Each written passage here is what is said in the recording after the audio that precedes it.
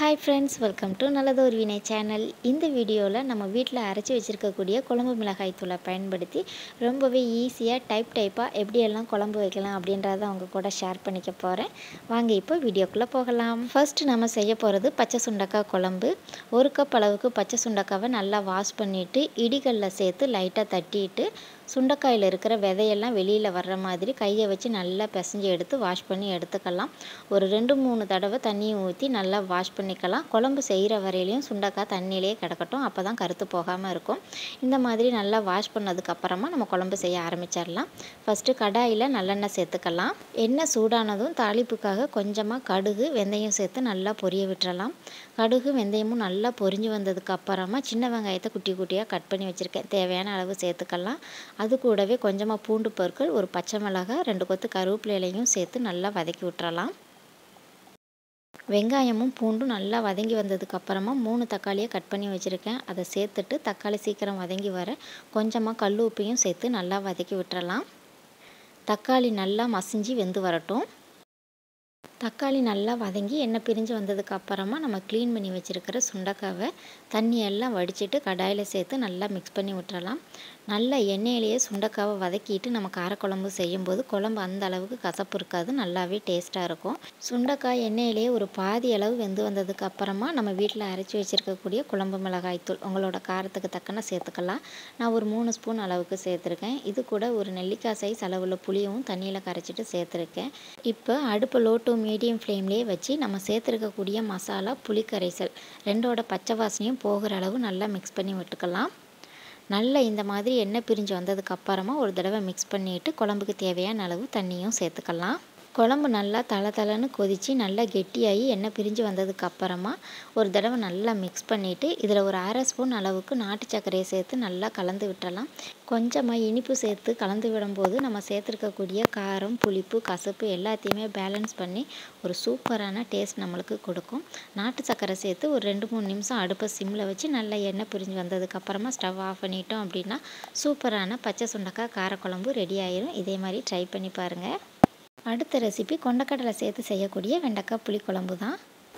வெண்டைக்காயில் வளவளப்பு தன்மை இல்லாமல் இருக்கிறதுக்காக ஸ்டவ்வில் ஒரு கடாய் வச்சு அது நல்லா சூடானதுக்கு அப்புறமா கடாயில் நம்ம கட் பண்ணி வச்சுருக்கிற வெண்டைக்காவை சேர்த்து அடுப்பை ஹை ஃப்ளேமில் வச்சு அப்பப்போ மட்டும் கிளறி கொடுத்து அந்த வெண்டைக்காயில் உள்ள வளவளப்பு தன்மையெல்லாம் போகிற அளவுக்கு வதக்கி எடுத்துக்கலாம். இந்த வெண்டைக்காயில் நீங்கள் எண்ணெயோ லெமன் ஜூஸோ தயிரோ அந்த மாதிரி எதுவுமே சேர்க்க வேண்டாம். அடுப்பை ஹை ஃப்ளேமில் மட்டும் வச்சு அப்பப்போ கலந்து கொடுத்தீங்க அப்படின்னா அந்த வளவளப்பு எல்லாம் கடாயிலேயே ஒட்டிக்கிறோம். இந்த மாதிரி வதக்கும் போதே வெண்டைக்காய் பாதி அளவு வெந்துடும். இப்போ அதை இறக்கி வச்சுட்டு குழம்பு தாளித்து விடுறதுக்காக ஒரு பாத்திரத்தில் எண்ணெய் சேர்த்துக்கலாம். எண்ணெய் சூடானதுக்கு அப்புறமா கடுகு வெந்தயம் இது 2ஐயும் சேர்த்து நல்லா பொரிய விட்டுறலாம். இது பொரிஞ்சு வந்ததுக்கு அப்புறமா சின்ன வெங்காயத்தை குட்டி குட்டியாக கட் பண்ணி வச்சுருக்கேன், 1 கப் அளவுக்கு, அதையும் எண்ணெயில் சேர்த்து நல்லா வதக்கி எடுத்துக்கலாம். சின்ன வெங்காயம் இல்லை அப்படின்னா ஒரு பெரிய சைஸ் பல்லாரி வெங்காயத்தை குட்டி குட்டியாக கட் பண்ணி எண்ணெயில் நல்லா வதக்கி எடுத்துக்கோங்க. வெங்காயம் நல்லா இந்த அளவு வதங்கி வந்ததுக்கு அப்புறமா இதில் 2 தக்காளி, ஒரு பச்சை மிளகாய், 2 கொத்து கருவேப்பிலையை சேர்த்து பாத்திரத்தை ஒரு மூடி போட்டு மூடி 2 நிமிஷத்துக்கு அப்படியே விட்டுறலாம். இதுலேயே தக்காளி சூப்பராக மசிஞ்சு வெந்து வந்துடும்.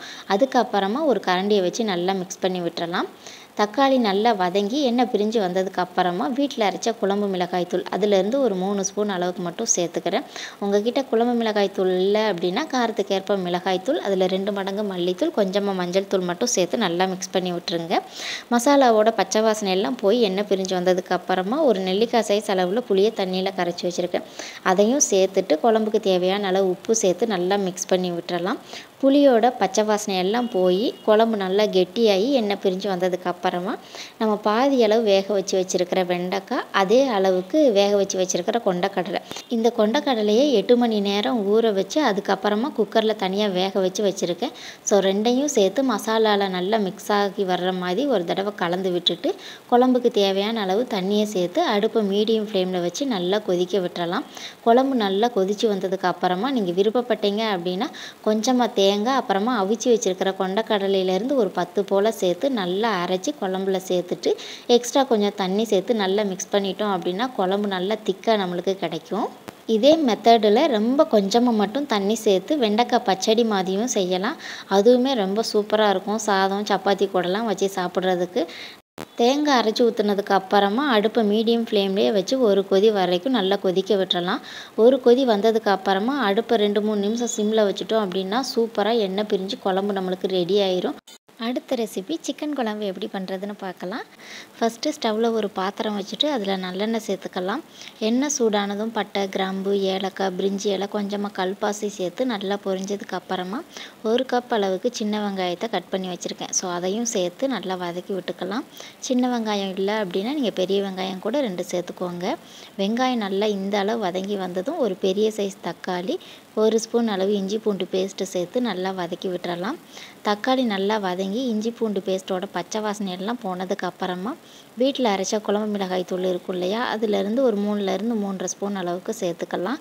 இது கூடவே கொஞ்சமாக கரம் மசாலா, மஞ்சள் தூளும் சேர்த்துக்கலாம். எக்ஸ்ட்ரா கொஞ்சம் ஃப்ளேவருக்காக கரம் மசாலா சேர்த்துருக்கேன். இப்போ இது எல்லாத்தையும் சேர்த்து நல்லா மிக்ஸ் பண்ணி விட்டுறலாம். மசாலாவோட பச்சை வாசனை எல்லாம் போனதுக்கப்புறமா 1 கிலோ அளவுக்கு சிக்கனை க்ளீன் பண்ணி வச்சுருக்கேன். அதை பாத்திரத்தில் சேர்த்துட்டு சிக்கனுக்கு தேவையான அளவு உப்பும் சேர்த்து நல்லா கலந்து விட்டுறலாம். அடுப்பை மீடியம் ஃப்ளேம்லேயே வச்சு அடிக்கடி சிக்கனை கலந்து கொடுத்து சிக்கன்லேருந்து தண்ணியெல்லாம் நல்லா வெளி வந்ததுக்கு அப்புறமா குழம்புக்கு தேவையான அளவு தண்ணியை சேர்த்து நல்லா கலந்து விட்டுட்டு உப்பு காரம் எல்லாம் செக் பண்ணிவிட்டு நல்லா கொதிக்க விட்டுறலாம். குழம்பு நல்லா தளன்னு கொதித்து சிக்கனும் நல்லா வெந்து வந்ததுக்கு அப்புறமா ஒரு தடவை நல்லா மிக்ஸ் பண்ணி விட்டுறலாம். ஒரு 2-3 நிமிஷத்துக்கு அடுப்பு லோ ஃப்ளேமில் வைக்கும்போது சிக்கன் குழம்புலேருந்து சூப்பராக எண்ணெய் பிரிஞ்சு வந்துடும்.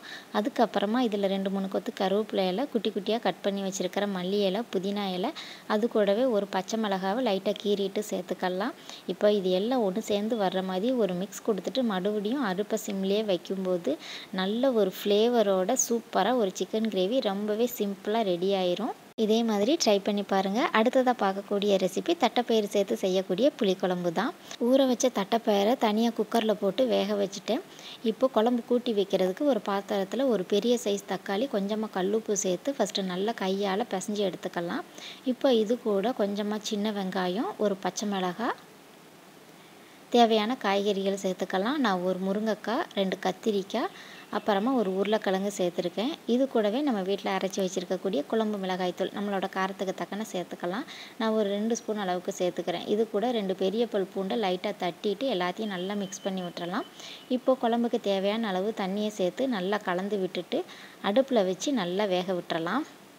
காய் ஒரு பாதி அளவுக்கு வெந்து வந்ததுக்கு அப்புறமா ஒரு நெல்லிக்காய் சைஸ் அளவுள்ள புளியை தண்ணியில் கரைச்சி வச்சுருக்கேன்.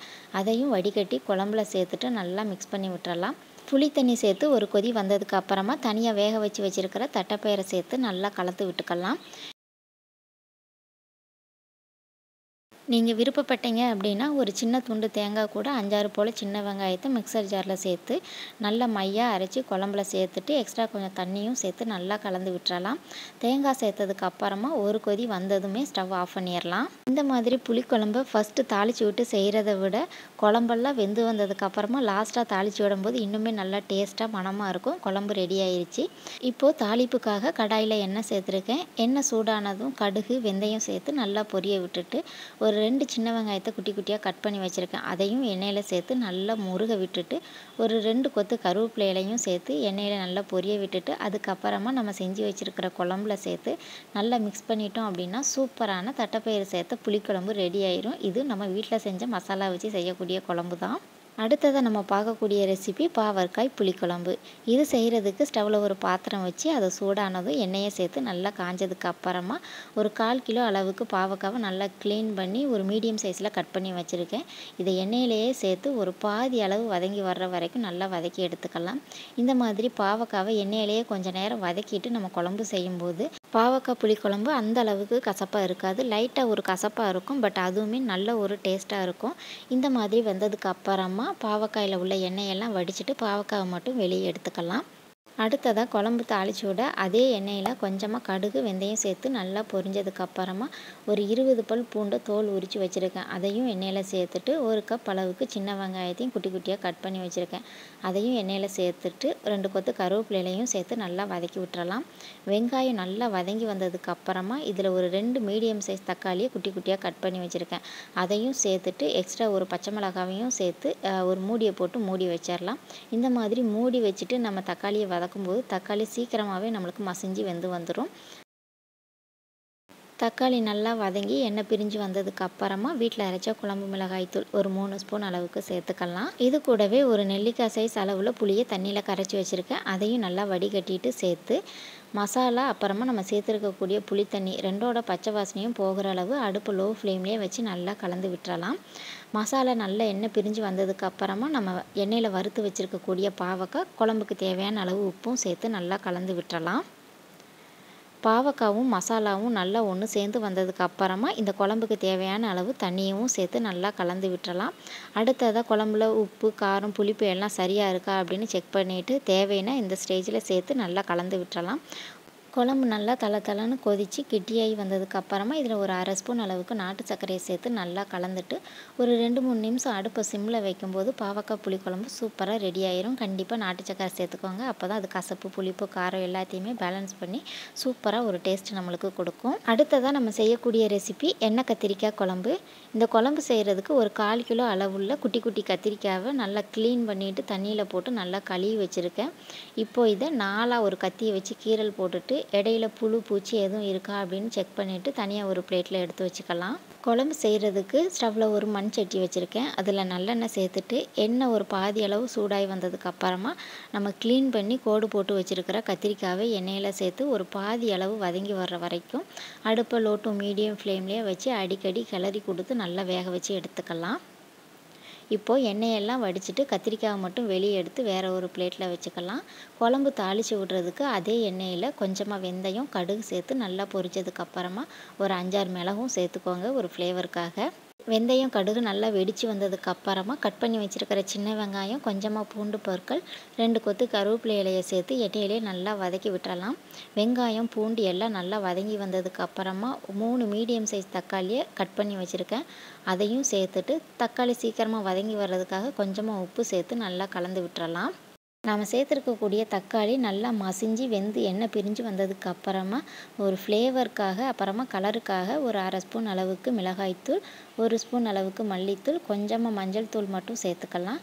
இது கூடவே வழக்கம் போல் நம்ம வீட்டில் அரைச்சி வச்சுருக்கக்கூடிய குழம்பு மிளகாய்த்தூள் ஒரு 3 ஸ்பூன் அளவுக்கு சேர்த்துட்டு மசாலாவோட பச்சை வாசனை எல்லாம் போகிற அளவுக்கு அடுப்பு லோ ஃப்ளேம்லேயே வச்சு நல்லா கலந்து விட்டுறலாம். மசாலா நல்லா வதங்கி சுருண்டு எண்ணெய் பிரிஞ்சு வந்ததுக்கு அப்புறமா ஃபஸ்ட்டே எண்ணெயில் வறுத்து வச்சுருந்த கத்திரிக்காவை இப்போ மசாலாவோடு சேர்த்து நல்லா கலந்து விட்டுறலாம். ரெண்டும் நல்லா ஒன்று சேர்ந்து வந்ததுக்கு அப்புறமா ஒரு நெல்லிக்காய் சைஸ் அளவுள்ள புளியை தண்ணியில் கரைச்சி வச்சுருக்கேன். அதையும் சட்டியில் சேர்த்துட்டு குழம்புக்கு தேவையான அளவு தண்ணியும் சேர்த்து நல்லா கலந்து விட்டுறலாம். குழம்பு நல்லா தளன்னு கொதித்து கெட்டியாகி வந்ததுக்கு அப்புறமா இதில் ஒரு 1/2 ஸ்பூன் அளவுக்கு நாட்டு சர்க்கரையை சேர்த்து நல்லா கலந்து விட்டுட்டு ஒரு 2-3 நிமிஷத்துக்கு அடுப்பை சிம்லேயே வச்சுட்டோம் அப்படின்னா சூப்பராக எண்ணெய் பிரிஞ்சு எண்ணெய் கத்திரிக்காய் குழம்பு ரெடி ஆயிரும். இந்த கத்திரிக்காயுமே சாப்பிட்றதுக்கு அவ்வளோ சூப்பராக இருக்கும். கண்டிப்பாக ட்ரை பண்ணி பாருங்கள். அடுத்ததான் நம்ம செய்யக்கூடிய ரெசிபி சன்னா மசாலா கடலைக்கறி தான். ஃபஸ்ட்டு ஒரு மிக்சர் ஜாரில் 1/2 ஸ்பூன் அளவுக்கு சோம்பு, ஜீரகம், அப்புறமா கொஞ்சமாக மிளகு, இது கூடவே ஒரு சின்ன துண்டு இஞ்சி, 2 பல் பூண்டு, கொஞ்சமாக சின்ன வெங்காயம் ஒரு 10-15 போல் சேர்த்துக்கோங்க. இது கூடவே 2 ஸ்பூன் அளவுக்கு துருவின தேங்காய், வேக வச்சு வச்சுருக்கிற ஒரு கொண்டக்கடலையிலேருந்து 10 போல் எடுத்து சேர்த்துக்கலாம். இது கூடவே ஒரு மீடியம் சைஸ் தக்காளி. அடுத்ததாக நம்ம வீட்டில் அரைச்சி வச்சுருக்கக்கூடிய குழம்பு மிளகாய்த்தூள் ஒரு 2 ஸ்பூன் அளவுக்கு சேர்த்துக்கிறேன். நல்ல ஒரு ஃப்ளேவருக்காக ஒரு 1/2 ஸ்பூன் அளவு கரம் மசாலாவும் சேர்த்துட்டு கொஞ்சமாக மஞ்சள் தூள், இந்த மசாலாவுக்கு தேவையான அளவு உப்பும் சேர்த்து கொஞ்சமாக தண்ணி ஊற்றி நல்லா மையாக அரைச்சி எடுத்துகிட்டு வந்துடலாம். இப்போது குழம்பு தாளித்து விடுறதுக்கு ஸ்டவ்வில் ஒரு கடாய் வச்சுருக்கேன். அதில் 2 ஸ்பூன் அளவுக்கு தேங்காய் எண்ணெய் சேர்த்துட்டு எண்ணெய் சூடானதும் கடுகு சேர்த்து பொரிய விட்டுட்டு 5 போல் சின்ன வெங்காயத்தை கட் பண்ணி வச்சுருக்கேன். அதையும் சேர்த்துட்டு ஒரு கொத்து கருவேப்பிலை இலையை சேர்த்து நல்லா வதக்கி விட்டுறலாம். வெங்காயம் லைட்டாக கண்ணாடி பதம் வந்ததுக்கு அப்புறமா நம்ம அரைச்சி வச்சுருக்கோம் இல்லையா மசாலா, அதை சேர்த்துக்கலாம். இது கூடவே நம்ம வேக வச்சுருக்கிற கொண்டக்கடலை 1 கப் அளவுக்கு இருக்கும். அதையும் சேர்த்து நல்லா கலந்து விட்டுறலாம். மசாலாவும் கொண்டக்கடலையும் ஒரு 2-3 நிமிஷத்துக்கு எண்ணெயில் நல்லா வதங்கி வந்ததுக்கு அப்புறமா மிக்சர் ஜாரில் மசாலா அரைச்சோம் இல்லையா, அதை லைட்டாக கழுவி குழம்புல சேர்த்துட்டு இந்த குழம்புக்கு தேவையான அளவு தண்ணியும் சேர்த்து நல்லா கலந்து விட்டுறலாம். இந்த ஸ்டேஜில் உப்பு, காரம் எல்லாம் செக் பண்ணிவிட்டு குழம்ப நல்லா கொதிக்க விட்டுறலாம். குழம்பு நல்லா தளன்னு கொதித்து கெட்டியாகி வந்ததுக்கு அப்புறமா ஒரு தடவை மிக்ஸ் பண்ணிவிட்டு கொஞ்சமாக மல்லி இலையை தூவி நல்லா கலந்து விட்டுட்டோம் அப்படின்னா சூப்பரான கடலைக்கறி ரெடி ஆயிரும். இது புட்டு, சப்பாத்தி, பூரி, அப்புறமா சாதம் எல்லாத்துக்குமே சூப்பராக இருக்கும். அடுத்ததாக நம்ம பார்க்கக்கூடிய ரெசிபி வெந்தய குழம்பு. காய்கறி எதுவுமே சேர்க்காம செய்யக்கூடியது தான். இப்போது இந்த குழம்பு தாளித்து விடுறதுக்கு ஸ்டவ்வில் ஒரு மண் சட்டி வச்சுருக்கேன். அதில் நல்லெண்ணெய் சேர்த்துட்டு எண்ணெய் சூடானதுக்கு அப்புறமா கடுகு, வெந்தயம் சேர்த்து நல்லா பொரிய விட்டுறலாம். ரெண்டுமே நல்லா வெடித்து பொரிஞ்சு வந்ததுக்கு அப்புறமா 1 கப் அளவுக்கு சின்ன வெங்காயம், இது கூடவே ஒரு 1/2 கப் அளவுக்கு வெள்ளைப்பல் பூண்டு, 2 கொத்து கருவேப்பிலை இலைகள், அப்புறமா ஒரு பச்சை மிளகாய், இது எல்லாத்தையும் சேர்த்து எண்ணெயிலே நல்லா வதக்கி விட்டுறலாம். வெங்காயமும் பூண்டு ஒரு பாதி அளவு வதங்கினதுக்கு அப்புறமா 2 தக்காளி, கொஞ்சமாக உப்பு சேர்த்து நல்லா கலந்து விட்டுறலாம். தக்காளி நல்லா மசிஞ்சு வெந்து எண்ணெய் பிரிஞ்சு வந்ததுக்கு அப்புறமா ஒரு ஃப்ளேவர், அப்புறமா கலருக்காக ஒரு 1/2 ஸ்பூன் அளவுக்கு மிளகாய்த்தூள், 1 ஸ்பூன் அளவுக்கு மல்லித்தூள், கொஞ்சமாக மஞ்சள் தூள், அப்புறமா வீட்டில் அரைச்ச குழம்பு மிளகாய்த்தூள் ஒரு 3 ஸ்பூன் அளவுக்கு சேர்த்துக்கிறேன். இப்போது மசாலா கருகி போயிடாமல் இருக்க அடுப்பு லோ ஃப்ளேம்லேயே வச்சு நல்லா கலந்து விட்டுறலாம். மசாலாவோட பச்சை வாசனை எல்லாம் போய் எண்ணெய் பிரிஞ்சு வந்ததுக்கு அப்புறமா ஒரு நெல்லிக்காய் சைஸ் அளவுள்ள புளியை தண்ணியில் கரைச்சி வச்சுருக்கேன். அதை பாத்திரத்தில் சேர்த்துட்டு குழம்புக்கு தேவையான அளவு தண்ணியும் சேர்த்து நல்லா கலந்து விட்டுறலாம். குழம்பு நல்லா தளன்னு கொதித்ததுக்கு அப்புறமா ஒரு 1/2 ஸ்பூன் அளவுக்கு நாட்டு சர்க்கரையை சேர்த்து நல்லா கலந்துட்டு 2-3 நிமிஷம் சிம்மில் வைக்கும்போது எண்ணெய் பிரிஞ்சு சூப்பராக குழம்பு ரெடி ஆயிரும். இது ரொம்பவே சூப்பராக இருக்கும். கண்டிப்பாக ட்ரை பண்ணி பாருங்கள். அடுத்ததாக நம்ம பார்க்கக்கூடிய லாஸ்ட் ரெசிபி முட்டை குழம்பு தான். இந்த குழம்பு செய்கிறதுக்கு ஸ்டவ்வில் ஒரு கடாய் வச்சுருக்கேன். கடாய் சூடானதும் எண்ணெய் சேர்த்து காய விட்டுட்டு ஒரு 1/2 ஸ்பூன் அளவுக்கு ஜீரகம், 1/2 ஸ்பூன் அளவுக்கு சோம்பு சேர்த்து நல்லா பொரிய விட்டுட்டு ஒரு 2 பல்லாரி வெங்காயத்தை குட்டி குட்டியாக கட் பண்ணி வச்சுருக்கேன். அதை எண்ணெயில் சேர்த்து நல்லா கலந்து விட்டுறலாம். வெங்காயம் நல்லா இந்த அளவுக்கு வதங்கி வந்ததுக்கு அப்புறமா ஒரு 1/2 ஸ்பூன் அளவு இஞ்சி பூண்டு பேஸ்ட்டு சேர்த்து அதோட பச்சை வாசனையெல்லாம் போகிற அளவுக்கு நல்லா கலந்து விட்டுறலாம். அடுத்ததாக ஒரு பெரிய சைஸ் தக்காளியை மிக்சியில் போட்டு அரைச்சி வச்சுருக்கேன். அதையும் கடாயில் சேர்த்து நல்லா கலந்து விட்டுறலாம். தக்காளி நல்லா வெந்து எண்ணெய் பிரிஞ்சு வந்ததுக்கு அப்புறமா 1/2 ஸ்பூன் அளவுக்கு மிளகாய்த்தூள், 1 ஸ்பூன் மல்லித்தூள், கொஞ்சமாக மஞ்சள் தூள், நல்ல ஒரு ஃப்ளேவருக்காக ஒரு 1/2 ஸ்பூன் கரம் மசாலா, அப்புறமா வீட்டில் அரைச்ச குழம்பு மிளகாய்த்தூள் ஒரு 3 ஸ்பூன் அளவுக்கு சேர்த்துக்கலாம். மசாலாவோட பச்சை வாசனையெல்லாம் போகிற அளவுக்கு அடுப்பு லோ ஃப்ளேம்லேயே வச்சு மசாலா கருகி போயிடாமல் நல்லா மிக்ஸ் பண்ணி விட்டுறலாம். மசாலா நல்லா வதங்கி வந்ததுக்கு அப்புறமா குழம்புக்கு தேவையான அளவு தண்ணி, அப்புறமா உப்பு சேர்த்து நல்லா கலந்து விட்டுட்டு மீடியம் ஃப்ளேமில் நல்லா கொதிக்க விட்டுறலாம். ஒரு 5-6 நிமிஷத்துக்கு நல்லா கொதித்து கிரேவி நல்லா கெட்டியாகி வந்ததுக்கு அப்புறமா தனியாக வேக வச்சு தோல் உரித்து கீரல் போட்டு வச்சுருக்கிற முட்டையை ஒன்றா குழம்புல இறக்கி விட்டு ஒரு 2-3 நிமிஷத்துக்கு அடுப்பை சிம்மில் வச்சுட்டு இதில் கொஞ்சமாக கருவேப்பிலையில் மல்லி இலையை தூவி நல்லா மிக்ஸ் பண்ணி ஸ்டவ் ஆஃப் பண்ணிட்டோம் அப்படின்னா சூப்பரான முட்டை குழம்பும் ரெடி ஆயிரும். இந்த வீடியோவில் நான் ஷேர் பண்ண குழம்பு எல்லாத்தையுமே ட்ரை பண்ணி பார்த்துட்டு எப்படி வந்தது அப்படின்னு மறக்காமல் கமெண்ட் பண்ணுங்கள். இவ்வளோ நேரம் பொறுமையாக என்னோடய வீடியோவை பார்த்ததுக்கு ரொம்ப நன்றி.